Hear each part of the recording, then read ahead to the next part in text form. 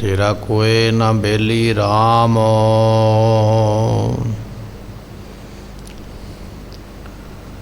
कोई न बेली हुवै तेरा, तू सदा पछोतावहे। गुण गोपाल न जपे रसना, फिर कदों से देह आवे। तरवर विशुने न पात जुड़ते, जाम माग गौन अकेली।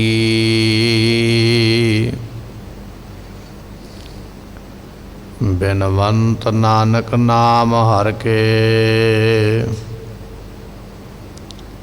बिनवंत नानक बिन नाम हर के। सदा फिरत दुहेली। सुकाओ टल गुर सेविय, अहनस सहज सुभाए। दर्शन परसिय गुरु के, जन्म मरण दुख जाय। होवै सिफत खसमदी, नूर अरसों कुरसों चटिया। तुद डिठे सच्चे पातशाह, माल जन्म जन्म दी कटिया। तुद डिठे सच्चे पातशाह, माल जन्म जन्म दी कटिया। सतनाम श्री वाहिगुरु साहिब जीओ। सोरठ महला नावा, मन रे कौन कुमत तैलीनी। पर दारा निंदिया रस रचियो, राम भगत नह कीनी। राओ मुकत पंथ जान्यो तै नाहिन, धन जोरन को ताया। अंत संग काहू नहीं दीना, बिरता आप बंधाया। मन रे कौन कुमत तैलीनी। वाहिगुरु जी का खालसा, वाहिगुरु जी की फतेह। पतत पावन किरपा निधान, जुगो जुग अटल। धन धन सतगुरु श्री गुरु ग्रंथ साहिब जियां दी पवित्र पावन हजूरी अंदर सुशोभित हो रही गुरु की संगत। आप संगत ने सतगुरां दे दरबार विच बैठ के सतगुरां दी इलाही अगमी बाणी दे कीर्तन और नितनेम सरवण कीते ने। इस वेले सतगुरां दी गुरबाणी दी लड़ीवार जो कथा सतगुरु जी सानू अमृत वेले बख्शिश कर दे। सो कल दे दीवान तो आपां साहिब गुरु तेग बहादुर महाराज जियां दी जो बाणी है उसनू सरवण कर रहे हाँ। गुरु अर्जन देव पातशाह जियां दे जिहड़े शब्द सन सोठ राग दे अंदर वो संपूर्ण होए सन और गुरु तेग बहादुर पातशाह दी वैराग जनक बाणी तिस दे कल दो शब्द आपां सरवण कीते ने। अज तीसरा शब्द महाराज गुरु तेग बहादुर पातशाह जी आपां नूं बख्शिश करनगे। आओ बड़ी भावना दे नाल सतगुरां दे अमृत बचन सरवण करके अपने इस मनुखा जन्म दीयां घड़ियां नूं सफला बनाइए। मिल के आखिए सतनाम श्री वाहिगुरु साहिब जी। सतनाम श्री वाहिगुरु साहिब जीओ। सोरठ महला नावा। नवे पातशाह गुरु तेग बहादुर साहिब महाराज जी ਗੁਰੂ ਤੇਗ ਬਹਾਦਰ ਬੋਲਿਆ, ਧਰ ਪਈਐ ਧਰਮ ਨਾ ਛੋੜੀਐ, ਬਾਹੇ ਜਿਨ੍ਹਾਂ ਦੀ ਪਕੜੀਐ ਸਿਰ ਦੀਜੈ, ਬਾਹੇ ਨਾ ਛੋੜੀਐ। ਐਸੇ ਬਚਨ ਗੁਰੂ ਤੇਗ ਬਹਾਦਰ ਮਹਾਰਾਜ ਜੀਆਂ ਦੇ, ਜਿਸ ਦੀ ਬਾਂਹ ਇੱਕ ਵਾਰੀ ਫੜ ਲਈਏ, ਜਿਸ ਦਾ ਪੱਖ ਇੱਕ ਵਾਰੀ ਕਰ ਲਈਏ, ਸਰੀਰ ਤੇ ਭਾਵੇਂ ਕੁਰਬਾਨ ਹੋ ਜਾਵੇ ਪਰ ਉਸ ਦਾ ਸਾਥ ਨਾ ਛੱਡੀਏ।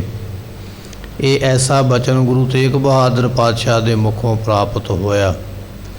ਐਸੇ ਗੁਰੂ ਦੀ ਆਪਾਂ ਸ਼ਰਨ ਵਿੱਚ ਆ ਕੇ ਬੈਠੇ ਹਾਂ, ਸਤਿਗੁਰਾਂ ਦੇ ਅੱਗੇ ਬੇਨਤੀ ਕਰਨ ਵਾਸਤੇ ਕਿ ਮਹਾਰਾਜ ਸਾਡੀ ਵੀ ਬਾਂਹ ਫਕੜ ਲਵੋ। ਜਿਸ ਤਰ੍ਹਾਂ ਆਪ ਜੀਆਂ ਨੇ ਭਾਈ ਗੁਰਦਿੱਤਾ ਜੀਆਂ ਨੂੰ ਸੱਚਖੰਡ ਸਾਹਿਬ ਵਿਖੇ ਪਹੁੰਚਾਇਆ, ਇਸੇ ਤਰ੍ਹਾਂ ਸਾਨੂੰ ਵੀ ਸੱਚਖੰਡ ਦੀ ਪ੍ਰਾਪਤੀ ਹੋ ਜਾਵੇ। ਭਾਈ ਸਾਹਿਬ ਭਾਈ ਗੁਰਦਿੱਤਾ ਜੀ ਬਾਬਾ ਬੁੱਢਾ ਸਾਹਿਬ ਦੀ ਕੁਲ ਵਿੱਚੋਂ 6ਵੀਂ ਥਾਂ 'ਤੇ ਸਨ, 6ਵੀਂ ਪੀੜ੍ਹੀ ਵਿੱਚੋਂ, ਅਤੇ ਸਤਿਗੁਰਾਂ ਦੇ ਨਾਲ ਹੀ ਰਹੇ ਅੰਤ ਵੇਲੇ ਤੱਕ। ਜਦੋਂ ਮਹਾਰਾਜ ਦਿੱਲੀ ਵਿਖੇ ਕੈਦ ਸਨ ਅਤੇ ਸਤਿਗੁਰਾਂ ਨੂੰ ਕਈ ਤਰ੍ਹਾਂ ਦੇ ਤਸੀਹੇ ਕਸ਼ਟ ਦਿੱਤੇ ਜਾ ਰਹੇ, ਭਾਈ ਗੁਰਦਿੱਤਾ ਜੀ ਆਪ ਮਹਾਰਾਜ ਜੀਆਂ ਦੇ ਇਸ਼ਨਾਨ ਦੀ ਸੇਵਾ, ਪ੍ਰਸ਼ਾਦੇ ਦੀ ਸੇਵਾ ਕਰਦੇ। ਇੱਕ ਦਿਨ ਗੁਰੂ ਤੇਗ ਬਹਾਦਰ ਮਹਾਰਾਜ ਸਾਹਿਬ ਜੀ ਨੇ ਆਖਿਆ, ਕਹਿਣ ਲੱਗੇ, ਭਾਈ ਗੁਰਦਿੱਤਾ ਜੀ ਅਸੀਂ ਇੱਥੇ ਦਿੱਲੀ ਵਿੱਚ ਸ਼ਹੀਦੀ ਦੇਣ ਵਾਸਤੇ ਆਏ ਹਾਂ। ਇਸ ਸਰੀਰ ਨੂੰ ਲੈ ਕੇ ਹੁਣ ਅਸੀਂ ਅਨੰਦਪੁਰ ਸਾਹਿਬ ਨਹੀਂ ਜਾਣਾ, ਇੱਥੇ ਹੀ ਇਸ ਸਰੀਰ ਨੂੰ ਤਿਆਗਣਾ।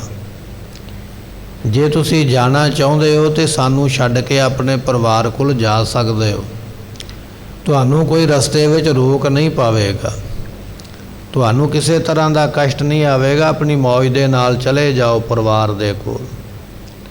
ਦੂਜਾ ਬਚਨ ਮਹਾਰਾਜ ਜੀਆਂ ਨੇ ਆਖਿਆ, ਕਹਿਣ ਲੱਗੇ, ਜੇ ਪਰਿਵਾਰ ਕੋਲ ਨਹੀਂ ਜਾਣਾ ਚਾਹੁੰਦੇ ਤਾਂ ਸਾਡੇ ਸਪੁੱਤਰ ਧੰਨ ਗੁਰੂ ਗੋਬਿੰਦ ਸਿੰਘ ਮਹਾਰਾਜ ਕੋਲ ਅਨੰਦਪੁਰ ਸਾਹਿਬ ਚਲੇ ਜਾਓ, ਅਸੀਂ ਹੁਣ ਸ਼ਹੀਦੀ ਪਾਉਣੀ ਹੈ, ਤੁਸੀਂ ਜਾ ਸਕਦੇ ਹੋ। ਜਦੋਂ ਇਹ ਬਚਨ ਭਾਈ ਗੁਰਦਿੱਤਾ ਜੀ ਨੇ ਸੁਣੇ ਨਾ ਮਹਾਰਾਜ ਜੀਆਂ ਦੇ ਕੋਲੋਂ, ਕਹਿਣ ਲੱਗਾ, ਮਹਾਰਾਜ ਮੇਰੀ ਇੱਕ ਬੇਨਤੀ, ਇੱਕ ਤਰਲਾ ਹੈ, ਆਪ ਜੀ ਕਿਰਪਾ ਕਰਕੇ ਇਸ ਨੂੰ ਸੁਣੋ। ਤੇ ਪਾਤਸ਼ਾਹ ਕਹਿਣ ਲੱਗੇ, ਦੱਸ ਕੀ ਭਾਵਨਾ ਹੈ। ਕਹਿਣ ਲੱਗਾ, ਮਹਾਰਾਜ ਜਿਵੇਂ ਜਿਉਂਦਿਆਂ ਮੈਨੂੰ ਆਪਣੇ ਨਾਲ ਰੱਖਿਆ ਨਾ ਸਰੀਰ ਦੇ, ਸਰੀਰ ਕਰਕੇ ਤੁਸੀਂ ਸੰਸਾਰ ਵਿੱਚ ਹੋ ਅਤੇ ਸਰੀਰ ਕਰਕੇ ਤੁਸੀਂ ਮੈਨੂੰ ਨਾਲ ਰੱਖਿਆ, ਜਿਵੇਂ ਇਸ ਜਨਮ ਦੇ ਵਿੱਚ ਨਾਲ ਰੱਖਿਆ, ਮਹਾਰਾਜ ਮੇਰੀ ਬੇਨਤੀ ਇਹ ਹੈ ਵੀ ਮੈਨੂੰ ਪਰਲੋਕ ਦੇ ਵਿੱਚ ਵੀ ਸੱਚਖੰਡ ਵੀ ਇਸੇ ਤਰ੍ਹਾਂ ਹੀ ਨਾਲ ਰੱਖੋ। ਮੈਂ ਨਹੀਂ ਆਪਣੇ ਪਿੰਡ ਜਾਣਾ ਚਾਹੁੰਦਾ, ਮੈਂ ਨਾ ਹੀ ਅਨੰਦਪੁਰ ਸਾਹਿਬ ਜਾਣਾ ਚਾਹੁੰਦਾ। ਜੇ ਆਪ ਜੀ ਮੇਰੀ ਸੇਵਾ ਤੋਂ ਪ੍ਰਸੰਨ ਹੋ, ਮੇਰੇ 'ਤੇ ਖੁਸ਼ ਹੋ, ਮੇਰੇ 'ਤੇ ਬਖਸ਼ਿਸ਼ ਕਰਨ ਲੱਗੇ ਹੋ, ਅਤੇ ਬਖਸ਼ਿਸ਼ ਇਹ ਕਰੋ ਵੀ ਮੈਂ ਵੀ ਤੁਹਾਡੇ ਨਾਲ ਹੀ ਸੱਚਖੰਡ ਨੂੰ ਜਾਵਾਂ। ਜੇ ਆਪ ਜੀ ਸ਼ਹੀਦੀ ਪਾ ਰਹੇ ਹੋ ਤਾਂ ਮੈਨੂੰ ਵੀ ਇਹ ਬਖਸ਼ਿਸ਼ ਪ੍ਰਾਪਤ ਹੋਵੇ। ਧੰਨ ਗੁਰੂ ਤੇਗ ਬਹਾਦਰ ਪਾਤਸ਼ਾਹ ਕਹਿਣ ਲੱਗੇ, ਠੀਕ ਹੈ, ਜੇ ਤੇਰੇ ਮਨ ਦਾ ਇਹ ਵਿਚਾਰ ਹੈ ਨਾ ਕਿ ਤੂੰ ਸਾਡੇ ਨਾਲ ਹੀ ਸੱਚਖੰਡ ਜਾਣਾ ਹੈ, ਅਤੇ ਜਿਸ ਦਿਨ ਅਸੀਂ ਸਰੀਰ ਛੱਡਾਂਗੇ, ਸਾਡੇ ਸੀਸ ਨੂੰ ਧੜ ਨਾਲੋਂ ਜਦੋਂ ਅਲੱਗ ਕੀਤਾ ਜਾਏਗਾ, ਇੱਥੇ ਦਿੱਲੀ ਵਿਖੇ ਉਹ ਸਥਾਨ ਹੈ ਜਿੱਥੇ ਬਾਬਾ ਬੁੱਢਾ ਸਾਹਿਬ ਜੀ ਧੰਨ ਗੁਰੂ ਹਰਗੋਬਿੰਦ ਮਹਾਰਾਜ ਜੀ ਦੇ ਘੋੜਿਆਂ ਦੀ ਰਾਖੀ ਕਰਨ ਵਾਸਤੇ ਰਹੇ ਸਨ। ਜਦੋਂ ਧੰਨ ਗੁਰੂ ਹਰਗੋਬਿੰਦ ਪਾਤਸ਼ਾਹ ਦਿੱਲੀ ਗਏ, ਬਾਦਸ਼ਾਹ ਜਹਾਂਗੀਰ ਨੇ ਆਖਿਆ, ਮਹਾਰਾਜ ਆਪ ਜੀ ਕਿਰਪਾ ਕਰਕੇ ਗਵਾਲੀਅਰ ਦੇ ਕਿਲੇ ਵਿੱਚ ਮੇਰੀ ਥਾਂ 'ਤੇ ਸਿਮਰਨ ਕਰੋ, ਨਾਮ ਜਪੋ। ਉਸ ਵੇਲੇ ਮਹਾਰਾਜ ਜੀਆਂ ਦੇ ਘੋੜੇ ਔਰ ਜਿਹੜੀਆਂ ਫੌਜਾਂ ਸਨ ਉਹਨਾਂ ਨੂੰ ਦਿੱਲੀ ਵਿਖੇ ਟਿਕਾਇਆ, ਅਤੇ ਸਤਿਗੁਰਾਂ ਨੇ ਬਾਬਾ ਬੁੱਢਾ ਸਾਹਿਬ ਦੀ ਡਿਊਟੀ ਲਾਈ ਵੀ ਇਹਨਾਂ ਸਾਰਿਆਂ ਦੀ ਸਾਂਭ ਸੰਭਾਲ ਤੁਸੀਂ ਕਰਨੀ ਹੈ। ਅਸੀਂ ਗਵਾਲੀਅਰ ਚੱਲੇ ਹਾਂ, ਫਿਰ ਆ ਕੇ ਤੁਹਾਨੂੰ ਇੱਥੇ ਮਿਲਾਂਗੇ। ਬਾਬਾ ਬੁੱਢਾ ਸਾਹਿਬ ਜੀ ਉਹ ਸੇਵਾ ਦਿੱਲੀ ਵਿਖੇ ਇਹ ਸਿੱਖਾਂ ਦੇ ਨਾਲ ਮਿਲ ਕੇ ਕਰਦੇ ਰਹੇ। ਇਸੇ ਹੀ ਜਗ੍ਹਾ ਦੇ ਉੱਪਰ ਜਦੋਂ ਮਹਾਰਾਜ ਜੀਆਂ ਨੇ ਜਹਾਂਗੀਰ ਨੂੰ ਆਖਿਆ ਨਾ, ਚੰਦੂ ਦੀਵਾਨ ਨੂੰ ਸਾਨੂੰ ਦੇ ਦੇ, ਇਹਦੇ ਨਾਲ ਸਾਡਾ ਕੋਈ ਹਿਸਾਬ ਕਿਤਾਬ ਰਹਿੰਦਾ, ਅਤੇ ਚੰਦੂ ਨੂੰ ਬੰਨ੍ਹ ਕੇ ਰੱਸਿਆਂ ਦੇ ਨਾਲ ਅਤੇ ਇਸੇ ਜਗ੍ਹਾ 'ਤੇ ਲਿਆ ਕੇ ਉਸ ਵੇਲੇ ਬੱਧਾ ਸੀ ਜਿੱਥੇ ਬਾਬਾ ਬੁੱਢਾ ਸਾਹਿਬ ਜੀ ਨਿਵਾਸ ਕਰਦੇ। ਗੁਰੂ ਤੇਗ ਬਹਾਦਰ ਮਹਾਰਾਜ ਕਹਿਣ ਲੱਗੇ, ਭਾਈ ਗੁਰਦਿੱਤਾ ਜੀ ਤੁਹਾਡੇ ਵੱਡਿਆਂ ਦੀ ਜਗ੍ਹਾ ਬਾਬਾ ਬੁੱਢਾ ਸਾਹਿਬ ਦੀ ਇੱਥੇ ਜਗ੍ਹਾ ਹੈ ਦਿੱਲੀ ਵਿਖੇ, 6ਵੇਂ ਪਾਤਸ਼ਾਹ ਦੇ ਨਾਲ ਆਏ ਸਨ ਅਤੇ ਉੱਥੇ ਇਹ ਰਹੇ ਸਨ। ਤੁਸੀਂ ਇਸ ਤਰ੍ਹਾਂ ਕਰਿਓ, ਜਿਸ ਦਿਨ ਸਾਡੀ ਸ਼ਹੀਦੀ ਹੋਣੀ ਹੈ ਉਸ ਦਿਨ ਤੁਸੀਂ ਵੀ ਉੱਥੇ ਜਾ ਕੇ ਆਪਣਾ ਸਰੀਰ ਛੱਡ ਦਿਓ, ਅਸੀਂ ਤੁਹਾਨੂੰ ਨਾਲ ਹੀ ਸੱਚਖੰਡ ਲੈ ਚੱਲਾਂਗੇ। ਭਾਈ ਗੁਰਦਿੱਤਾ ਜੀ ਨੇ ਹੱਥ ਜੋੜ ਕੇ ਮਹਾਰਾਜ ਜੀਆਂ ਦਾ ਬਚਨ ਮੰਨਿਆ। ਇੱਧਰੋਂ ਗੁਰੂ ਤੇਗ ਬਹਾਦਰ ਪਾਤਸ਼ਾਹ ਦੀ ਸ਼ਹੀਦੀ ਹੋਈ ਹੈ, ਉਧਰ ਭਾਈ ਗੁਰਦਿੱਤਾ ਜੀ ਬਾਬਾ ਬੁੱਢਾ ਸਾਹਿਬ ਦੇ ਸਥਾਨ 'ਤੇ ਜਾ ਕੇ ਆਪਣੇ ਸਰੀਰ ਦਾ ਆਪ ਇਸ਼ਨਾਨ ਕੀਤਾ। ਫਿਰ ਜਪਜੀ ਸਾਹਿਬ ਦਾ ਪਾਠ ਕੀਤਾ ਅਤੇ ਸਰੀਰ ਤੇ ਚਾਦਰਾ ਲੈ ਕੇ ਸਹਿਜੇ ਹੀ ਆਪਣੇ ਸਰੀਰ ਨੂੰ ਤਿਆਗ ਕੇ ਛੱਡ ਕੇ ਸੱਚਖੰਡ ਨੂੰ ਪ੍ਰਾਪਤ ਹੋਏ।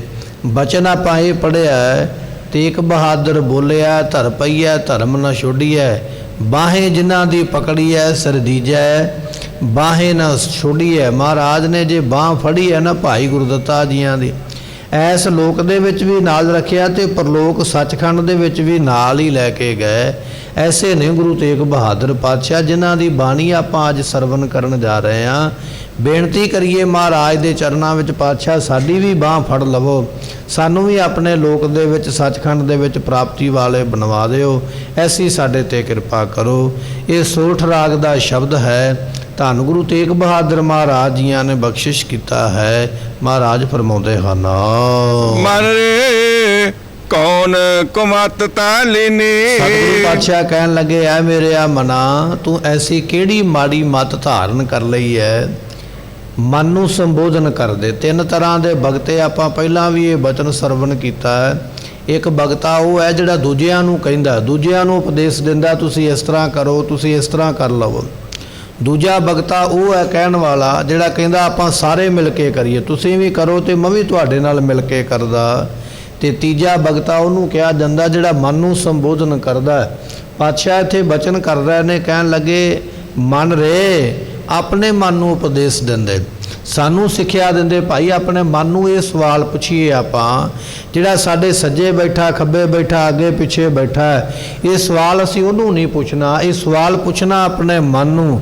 ਮਨ ਰੇ ਹੈ ਮੇਰੇ ਆ ਮਨਾ, ਕੌਣ ਕੁਮਤ ਤੈ ਲੀਨੀ, ਤੂੰ ਕਿਸ ਦੀ ਐਸੀ ਮਾੜੀ ਮੱਤ ਲੈ ਲਈ ਹੈ, ਮਾੜੀ ਮੱਤ ਲੈ ਕੇ ਮਾੜੇ ਕੰਮਾਂ ਵਿੱਚ ਲੱਗ ਗਿਆ। ਕਿਉਂਕਿ ਜੈਸੀ ਮੱਤ ਹੋਵੇਗੀ ਮਨੁੱਖ ਕਰਮ ਵੀ ਤੇ ਉਸੇ ਤਰ੍ਹਾਂ ਦੇ ਕਰੇਗਾ। ਇਹ ਮਨਾ, ਤੂੰ ਕਿਹੜੀ ਇਹੋ ਜਿਹੀ ਮਾੜੀ ਮੱਤ ਧਾਰਨ ਕੀਤੀ ਹੈ ਜੋ ਬੜੇ ਮਾੜੇ ਕੰਮਾਂ ਵਿੱਚ ਲੱਗ ਗਿਆ। ਕੌਣ ਕੁਮਤ, ਕੁਮਤ ਤੋਂ ਭਾਵ ਹੁੰਦਾ ਖੋਟੀ ਮੱਤ, ਮਾੜੀ ਸਿੱਖਿਆ, ਦੁਰਾਚਾਰ ਕਰਨ ਵਾਲੀ, ਵਿਭਚਾਰ ਕਰਨ ਵਾਲੀ ਮੱਤ। ਤੇ ਪਾਤਸ਼ਾਹ ਕਹਿਣ ਲੱਗੇ ਤੈਂ ਲੀਨੀ, ਤੂੰ ਕਿਉਂ ਲਈ ਹੈ, ਕਿਹਦੀ ਲਈ ਹੈ, ਕਿਸ ਵਾਸਤੇ ਐਸੀ ਮੱਤ ਲਈ ਹੈ ਜੋ ਮਾੜੇ ਕਰਮਾਂ ਵਿੱਚ ਚੱਲਿਆ ਹੈ। ਪਰ ਦਾਰਾ ਨਿੰਦਿਆ ਰਸ ਰਚਿਓ। ਸਤਿਗੁਰੂ ਬਖਸ਼ਿਸ਼ ਕਰਦੇ। ਹੁਣ ਪਤਾ ਕਿਵੇਂ ਲੱਗੇ ਮਾੜੀ ਮੱਤ ਕੀ ਹੈ, ਚੰਗੀ ਮੱਤ ਕੀ ਹੈ? ਸਤਿਗੁਰੂ ਉਹ ਵੀ ਦੱਸਦੇ ਪਏ, ਬੜਾ ਪਿਆਰ ਕਰਦੇ ਨਾ ਆਪਣੇ ਸਿੱਖਾਂ ਨਾਲ, ਗੁਰਸਿੱਖਾਂ ਦੇ ਨਾਲ ਮਹਾਰਾਜ ਜੀ। ਇੱਥੇ ਇਹ ਵੀ ਦੱਸਦੇ ਪਏ ਵੀ ਮਾੜੀ ਮੱਤ ਕੀ ਹੈ। ਸਤਿਗੁਰੂ ਪਾਤਸ਼ਾਹ ਕਹਿਣ ਲੱਗੇ ਮਾੜੀ ਸਿੱਖਿਆ ਇਹ ਹੈ, ਪਰ ਦਾਰਾ, ਦਾਰਾ ਨਾਮ ਇਸਤਰੀ ਦਾ, ਪਰਾਈ ਇਸਤਰੀ ਦੇ ਰਸ ਵਿੱਚ ਲੱਗ ਗਿਆ, ਵਕਾਰੀ ਬਣ ਗਿਆ, ਕਾਮ ਦੀ ਵਾਸ਼ਨਾ ਮਨ ਵਿੱਚ ਪੈਦਾ ਹੋ ਗਈ, ਵਕਾਰੀ ਬਣ ਕੇ ਐਸੀ ਜ਼ਿੰਦਗੀ ਦਾ ਅਮੋਲਕ ਸਮਾਂ ਇਸੇ ਪਾਸੇ ਹੀ ਕੱਢ ਦਿੱਤਾ। ਅਮੋਲਕ ਸਮਾਂ ਸੀ ਨਾ ਮਨੁੱਖਾ ਜਨਮ ਦਾ, ਇੱਕ ਇੱਕ ਮਿੰਟ ਸਕਿੰਟ ਜਿੰਨਾ ਵੀ ਹੈ ਰੱਬ ਦੀ ਬੰਦਗੀ ਵਾਸਤੇ, ਭਜਨ ਵਾਸਤੇ ਮਿਲਿਆ। ਪਰ ਉਸ ਬੰਦਗੀ ਭਜਨ ਦੇ ਸਮੇਂ ਨੂੰ ਕੁਕਰਮ ਕਰਨ ਵਾਸਤੇ, ਸਰੀਰ ਦੀ ਵਾਸ਼ਨਾ ਨੂੰ ਭੋਗਣ ਵਾਸਤੇ ਲਾ ਦਿੱਤਾ।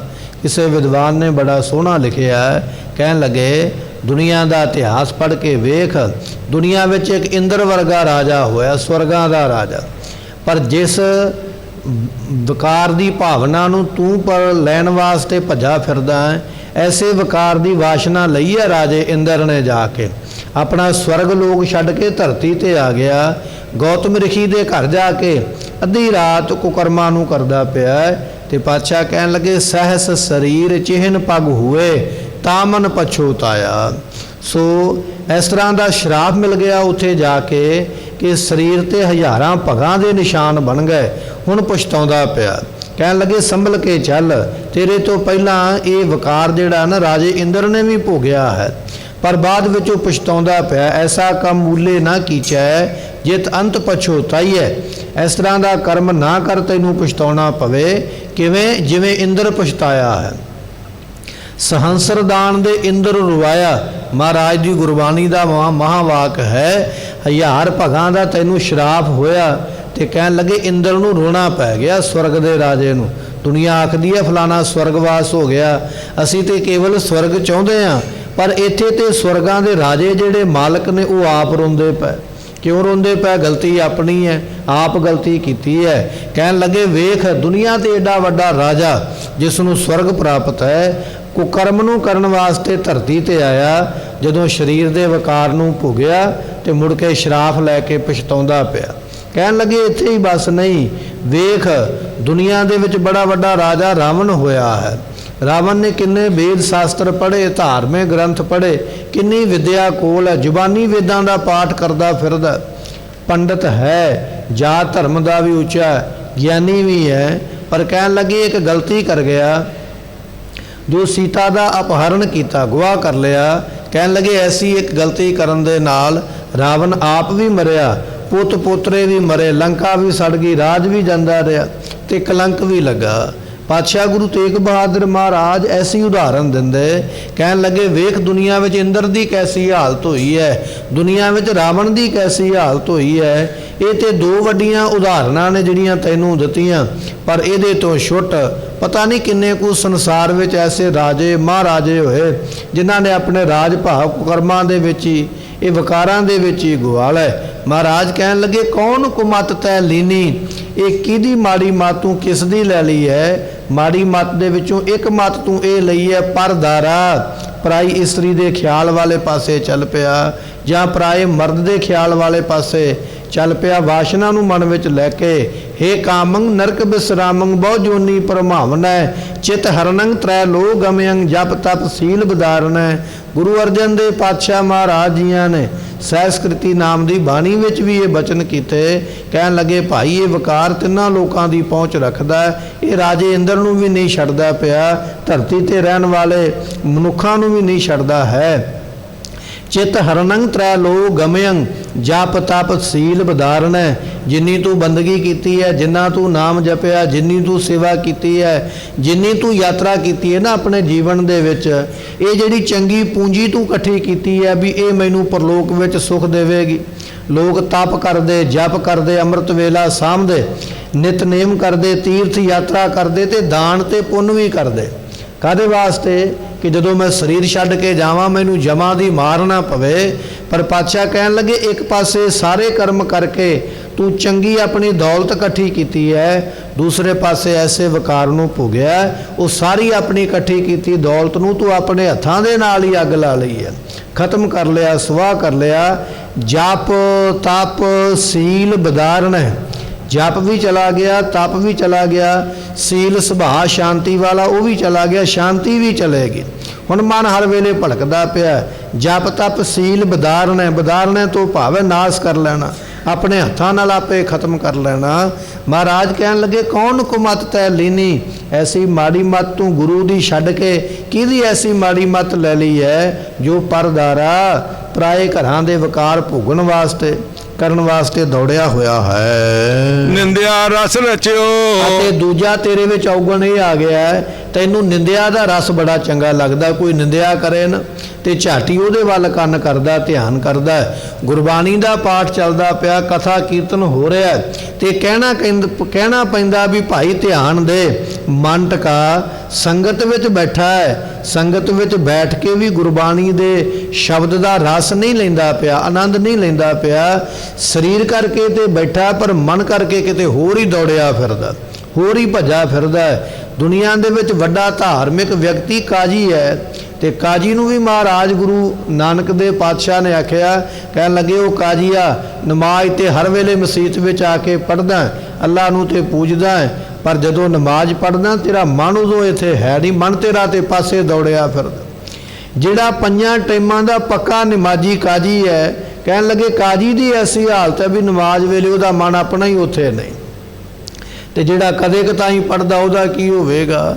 ਮਹਾਰਾਜ ਕਹਿਣ ਲੱਗੇ ਜਦੋਂ ਤੇ ਗੁਰਬਾਣੀ ਸੁਣਨੀ ਹੈ, ਪਾਠ ਸੁਣਨਾ ਹੈ, ਨਿਤਨੇਮ ਸੁਣਨਾ ਹੈ, ਸੰਗਤ ਵਿੱਚ ਆ ਕੇ ਬੈਠਣਾ ਹੈ, ਉਦੋਂ ਸਰੀਰ ਕਰਕੇ ਤੇ ਬੈਠ ਜਾਂਦਾ, ਮਨ ਤੇ ਤੇਰਾ ਦੌੜਿਆ ਫਿਰਦਾ, ਕਿਤੇ ਭੱਜ ਜਾਂਦਾ ਹੈ। ਪਰ ਜਦੋਂ ਹੁੰਦੀ ਹੈ ਨਾ ਨਿੰਦਿਆ, ਭਾਵੇਂ ਨਿੰਦਿਆ ਗੁਰੂ ਘਰ ਆ ਕੇ ਕਰੇ, ਭਾਵੇਂ ਘਰੇ ਜਾ ਕੇ ਕਰੇ, ਭਾਵੇਂ ਰਸਤੇ ਵਿੱਚ, ਉਦੋਂ ਕਹਿਣਾ ਨਹੀਂ ਪੈਂਦਾ ਵੀ ਭਾਈ ਮਨ ਟਿਕਾ ਆਪਾਂ ਨਿੰਦਿਆ ਕਰੀਏ। ਨਿੰਦਿਆ ਦਾ ਬਚਨ ਸੁਣਿਆ ਨਹੀਂ, ਮਨ ਆਪੇ ਹੀ ਟਿਕ ਗਿਆ, ਸਾਰੇ ਖਿਆਲ ਭੁੱਲ ਗਏ। ਰੋਟੀ ਪ੍ਰਸ਼ਾਦਾ ਕਦੋਂ ਛਕਣਾ ਸੀ, ਲੇਟ ਹੋ ਗਿਆ, ਬਣਿਆ ਕਿ ਨਹੀਂ ਬਣਿਆ, ਸਾਰੀਆਂ ਗੱਲਾਂ ਹੀ ਭੁੱਲ ਗਈਆਂ, ਕੋਈ ਨਹੀਂ ਬਾਅਦ ਵਿੱਚ ਬਣਾ ਲਵਾਂਗੇ। ਪਰ ਆ ਜਿਹੜਾ ਨਿੰਦਿਆ ਵਾਲਾ ਬਚਨ ਇਹ ਦੁਬਾਰਾ ਨਹੀਂ ਮਿਲਣਾ। ਇਹ ਜਿਹੜਾ ਨਿੰਦਿਆ ਸੁਣਾਉਂਦਾ ਪਿਆ ਦੁਬਾਰਾ ਮੈਨੂੰ ਮਿਲੇਗਾ ਨਹੀਂ, ਝਾਟੀ ਇਹਦੇ ਨਾਲ ਹੋਰ ਨਿੰਦਿਆ ਕਰ ਲਵਾਂ, ਦੁਨੀਆ ਦੇ ਕੰਮ ਬਾਅਦ ਵਿੱਚ ਕਰਾਂਗਾ। ਪਾਤਸ਼ਾਹ ਕਹਿਣ ਲੱਗੇ ਨਿੰਦਿਆ ਦਾ ਰਸ ਹੀ ਇਹੋ ਜਿਹਾ ਹੈ ਕਿ ਇਹ ਨਿੰਦਿਆ ਦੇ ਰਸ ਨੂੰ ਲੈ ਕੇ, ਸਵਾਦ ਲੈ ਕੇ ਨਿੰਦਿਆ ਨੂੰ ਕਰਦਾ। ਕਈ ਵਾਰੀ ਕੀ ਹੁੰਦਾ, ਕੋਈ ਗੁਰਮੁਖ ਬਾਣੀ ਪੜ੍ਹਦਾ ਪਿਆ ਨਾ ਤੇ ਉਹਦੇ ਕੋਲ ਬੈਠ ਗਿਆ ਦੋ ਗੱਲਾਂ ਕਰਨ ਵਾਲੇ, ਨਿੰਦਿਆ ਕਰਨ ਵਾਲੇ। ਉਹ ਗੁਰਬਾਣੀ ਪੜ੍ਹਦੇ ਦਾ ਧਿਆਨ ਇਹੋ ਜਿਹਾ ਉਹਨਾਂ ਦੇ ਵੱਲ ਗਿਆ, ਉਹਨੇ ਵੀ ਗੁਟਕਾ ਸਾਹਿਬ ਸੰਤੋਖ ਦਿੱਤਾ, ਪਾਠ ਤੇ ਬਾਅਦ ਵਿੱਚ ਕਰ ਲਵਾਂਗੇ, ਪਰ ਪਹਿਲਾਂ ਨਿੰਦਿਆ ਸੁਣ ਲਈਏ, ਇਹ ਜਿਹੜੀ ਗੱਲ ਕਰਦੇ ਪੈ ਕੇ ਤੇ ਮੈਂ ਨਾ ਰਹਿ ਜਾਵਾਂ।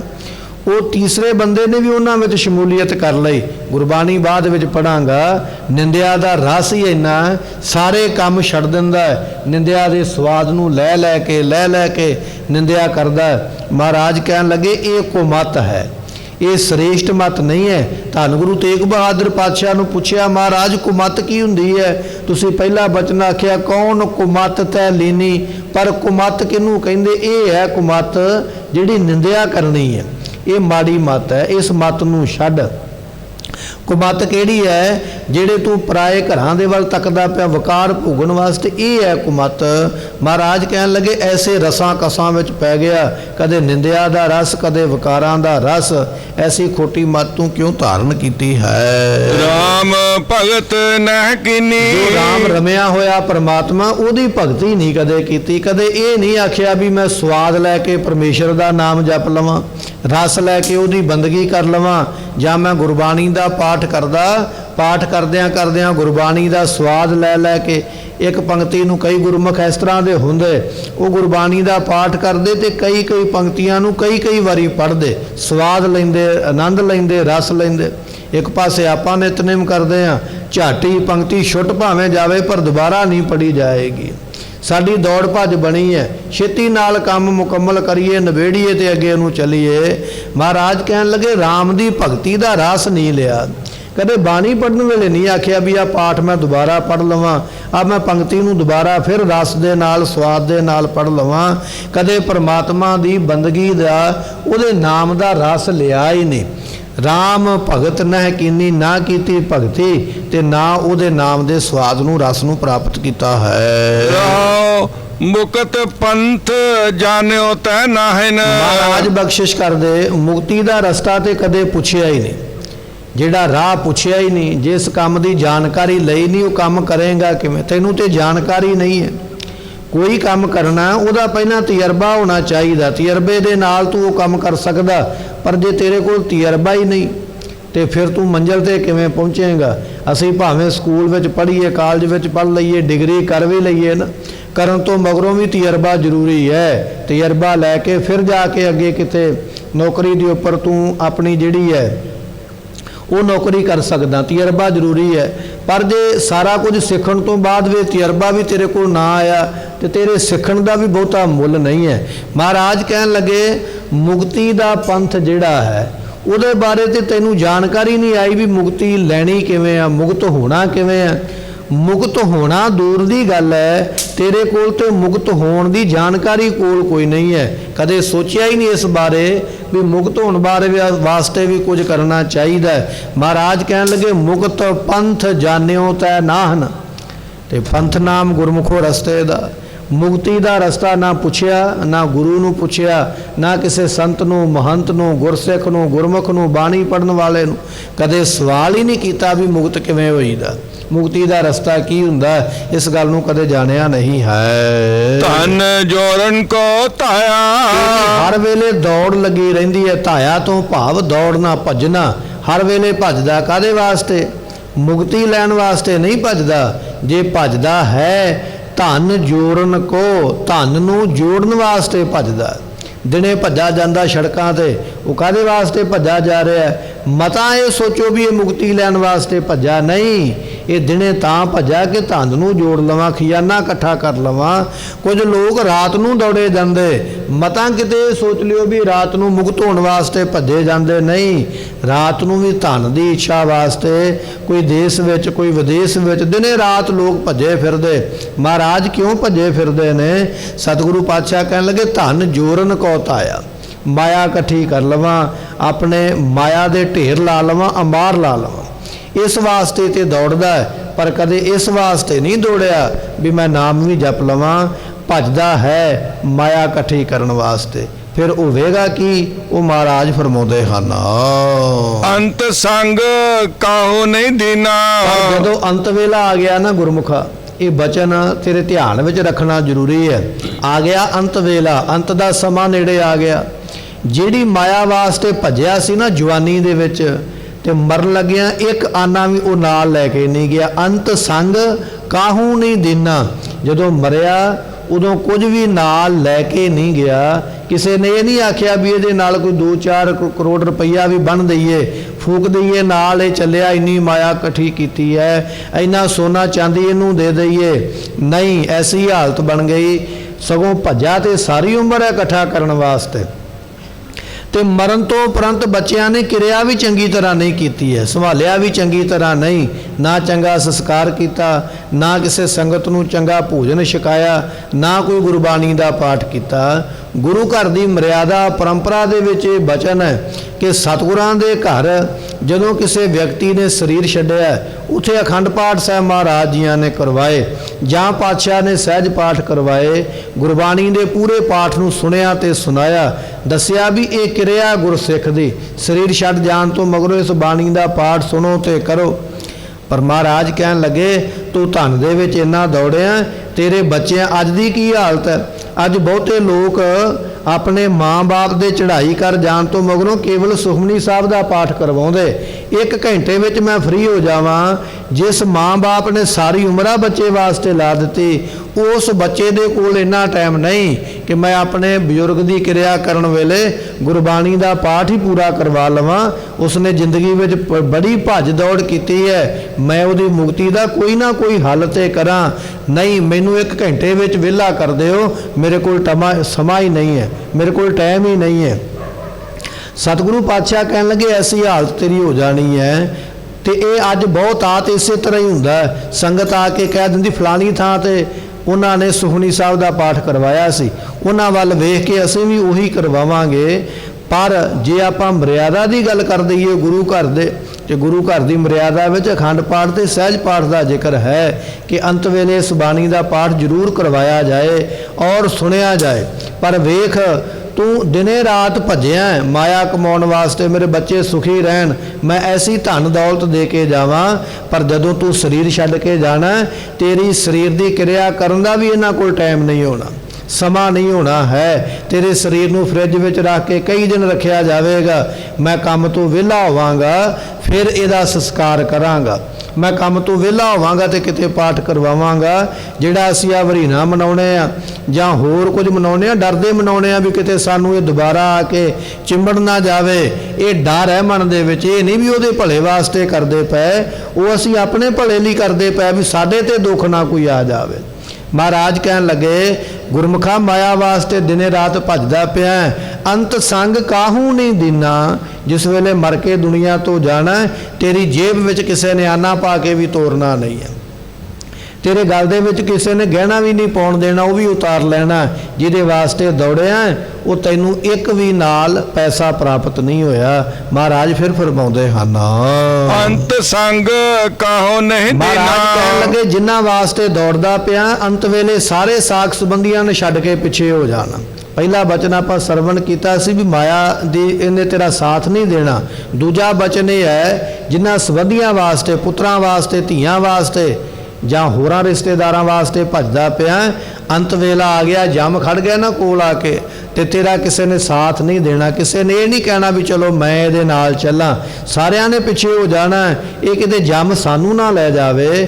ਮਹਾਰਾਜ ਕਹਿਣ ਲੱਗੇ, ਅੰਤ ਵੇਲਾ ਤੇਰਾ ਕਿਸੇ ਨੇ ਸਾਥ ਨਹੀਂ ਦੇਣਾ, ਐਸੀ ਤੇਰੀ ਹਾਲਤ ਹੋ ਜਾਣੀ ਹੈ। ਬਿਰਥਾ ਆਪ ਬੰਧਾਇਆ। ਕਿਉਂ ਆਪਣੇ ਆਪ ਨੂੰ ਵਿਅਰਥ ਐਵੇਂ ਬਣਾਈ ਫਿਰਦਾ ਹੈ ਰਿਸ਼ਤੇਦਾਰਾਂ ਦੇ ਮੋਹ ਦੇ ਵਿੱਚ ਕਿ ਫਲਾਣੀ ਥਾਂ ਤੇ ਮੈਂ ਨਾ ਗਿਆ ਤੇ ਉਹਦਾ ਤੇ ਸਰਨਾ ਨਹੀਂ, ਫਲਾਣਾ ਕੰਮ ਜੇ ਮੈਂ ਨਾ ਕਰਵਾਇਆ ਤੇ ਹੋਣਾ ਨਹੀਂ।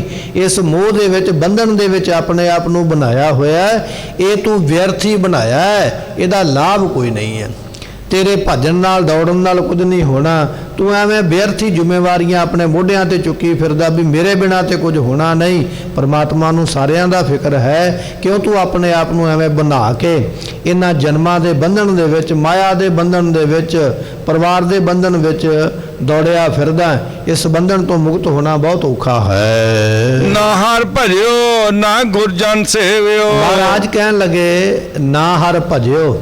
ਆਖਿਆ ਪਾਠ ਕਰ ਲਾ, ਕਹਿਣ ਲੱਗਾ ਟਾਈਮ ਨਹੀਂ ਹੈ, ਪਾਠ ਨਹੀਂ ਕਰ ਸਕਦਾ। क्यों मैं नौकरी ते जाना, मैं काम करना, मैं इस पासे जाना है। महाराज कहन लगे ना हर भजियो, रब दा भजन ते कीता ही नहीं। कहंदा समा ही मेरे कोल नहीं, भजन कित्थों करा, बंदगी कित्थों करा। शाम नूं ਰਹਿ ਰਾਸ ਦਾ ਟਾਈਮ ਹੁੰਦਾ ਹੈ, ਕਹਿਣ ਲੱਗਾ ਉਹੀ ਟਾਈਮ ਤੇ ਕੰਮ ਦਾ, ਉਹੀ ਟਾਈਮ ਤੇ ਗਾਹਕ ਦਾ, ਉਹੀ ਟਾਈਮ ਤੇ ਮੇਰਾ ਹਿਸਾਬ ਕਿਤਾਬ ਕਰਨ ਦਾ। ਜੇ ਮੈਂ ਰਹਿ ਰਾਸ ਕਰਨ ਲੱਗ ਪਿਆ, ਹਿਸਾਬ ਕਿਤਾਬ ਸਾਰੇ ਦਿਨ ਦਾ ਕੌਣ ਕਰੇਗਾ, ਦੁਕਾਨ ਤੇ ਗਾਹਕਾਂ ਨੂੰ ਕੌਣ ਸੰਭੇਗਾ। ਸ਼ਾਮ ਦਾ ਸਮਾਂ ਨਿਕਲ ਗਿਆ, ਸਵੇਰ ਦਾ ਸਮਾਂ ਆਇਆ, ਮੇਰੇ ਤੋਂ ਉੱਠਿਆ ਨਹੀਂ ਗਿਆ, ਮੈਂ ਥੱਕਿਆ ਹੋਇਆ ਸਾਰਾ ਦਿਨ ਕੰਮ ਕਰਕੇ। ਮਹਾਰਾਜ ਕਹਿਣ ਲੱਗੇ ਨਾ ਹਰ ਭਜਿਓ, ਨਾ ਰੱਬ ਦੀ ਬੰਦਗੀ ਕੀਤੀ, ਸਾਰੀ ਉਮਰ ਇਸੇ ਤਰ੍ਹਾਂ ਕੱਢ ਦਿੱਤੀ। ਬਹਾਨਾ ਕਦੇ ਸ਼ਾਮ ਦਾ ਕਦੇ ਸਵੇਰ ਦਾ ਲੱਗਿਆ। ਨਾ ਹਰ ਭਜਿਓ, ਹਰੀ ਹਰ ਪਰਮੇਸ਼ਰ ਦਾ ਭਜਨ ਕੀਤਾ ਹੀ ਨਹੀਂ। ਭਜਨ ਤੋਂ ਭਾਵ ਹੁੰਦਾ ਯਾਦ, ਕਦੇ ਨਹੀਂ ਯਾਦ ਕੀਤਾ, ਕਦੇ ਨਹੀਂ ਬਾਣੀ ਪੜ੍ਹੀ ਹੈ। ਨਾ ਗੁਰ ਜਨ ਸੇਵਿਓ, ਅਤੇ ਨਾ ਕਿਸੇ ਸੰਤ ਮਹੰਤ ਮਹਾਂਪੁਰਖ ਕਿਸੇ ਗੁਰਮੁਖ ਦੀ ਸੇਵਾ ਵੀ ਨਹੀਂ ਕੀਤੀ ਹੈ। ਕਦੇ ਗੁਰੂ ਦਰਬਾਰ ਦੀ ਆ ਕੇ ਸੇਵਾ ਨਹੀਂ ਕੀਤੀ। ਕਦੇ ਇਹ ਨਹੀਂ ਸੋਚਿਆ ਮੈਂ ਝਾੜੂ ਲਾ ਲਵਾਂ, ਕੋਈ ਪੋਚਾ ਲਾ ਲਵਾਂ, ਕੋਈ ਬਰਤਨ ਸਾਫ਼ ਕਰ ਲਵਾਂ, ਲੰਗਰ ਬਣਾ ਲਵਾਂ, ਲੰਗਰ ਵਰਤਾ ਲਵਾਂ, ਕਿਸੇ ਗਰੀਬ ਗੁਰਬੇ ਦੀ ਸੇਵਾ ਕਰ ਲਵਾਂ, ਜਾਂ ਕਿਸੇ ਮਹਾਤਮਾ ਧਰਮਾਤਮਾ ਦੀ ਬੰਦਗੀ ਕਰਨ ਵਾਲਿਆਂ ਦੀ, ਨਾਮ ਜਪਣ ਵਾਲਿਆਂ ਦੀ ਸੇਵਾ ਕਰਾਂ। ਮਹਾਰਾਜ ਕਹਿਣ ਲੱਗੇ ਨਾ ਗੁਰ ਜਨ ਸੇਵਿਓ, ਨਾ ਗੁਰੂ ਜਨਾਂ ਦੀ ਸੇਵਾ ਕੀਤੀ।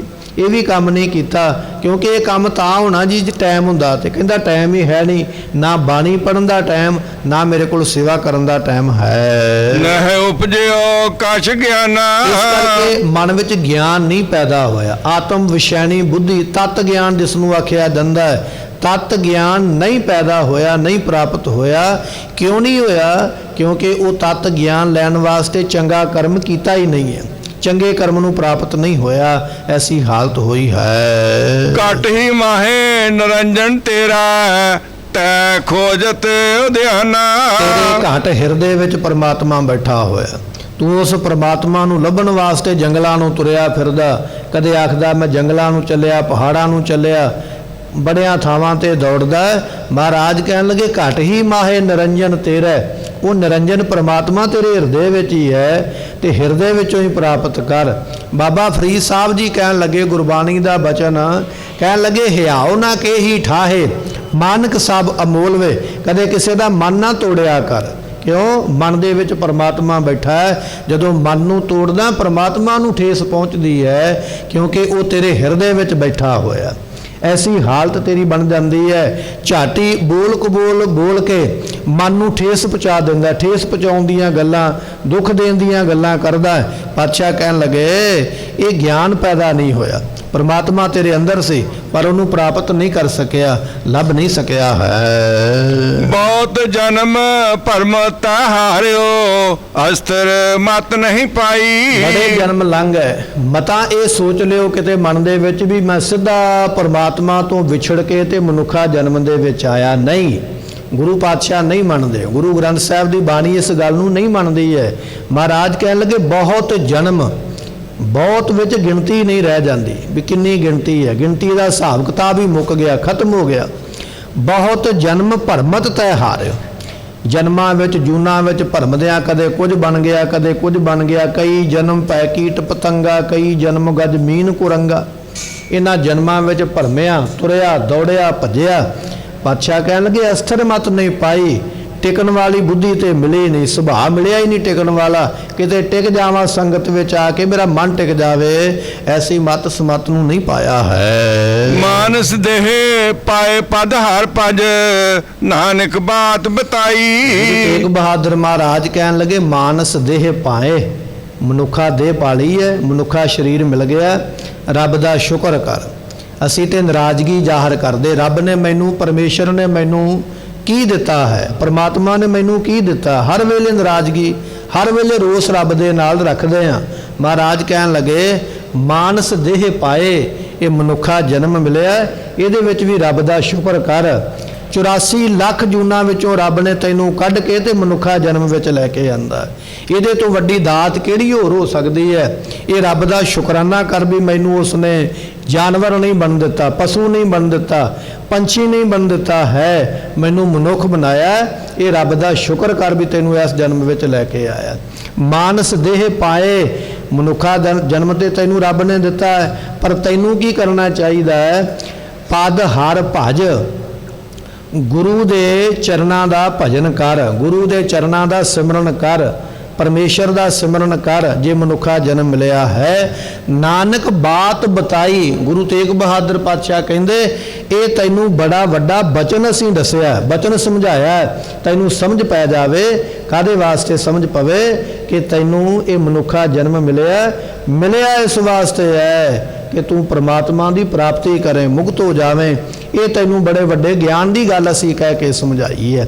ਸਤਿਗੁਰੂ ਕਿਰਪਾ ਕਰਨ, ਉਪਦੇਸ਼ ਹਿਰਦੇ ਵਸੇ, ਸਾਡਾ ਭਲਾ ਹੋਵੇ। ਸਮੇਂ ਦੀ ਸਮਾਪਤੀ, ਭੁੱਲਾਂ ਦੀ ਮੁਆਫੀ ਦਿਓ ਸੱਜਣ ਆਸੀਸੜੀਆਂ, ਜੋ ਹੋਵੇ ਸਾਹਿਬ ਸਿਓ ਮੇਲ। ਬਹੁਤ ਜਨਮ ਭਰਮ ਹਾਰਿਓ, ਅਸਤਰ ਮਤ ਨਹੀਂ ਪਾਈ। ਮਾਨਸ ਦੇਹ ਪਾਏ ਪਦ ਹਰ ਭਜ, ਨਾਨਕ ਬਾਤ ਬਤਾਈ। ਵਾਹਿਗੁਰੂ ਜੀ ਕਾ ਖਾਲਸਾ, ਵਾਹਿਗੁਰੂ ਜੀ ਕੀ ਫਤਿਹ।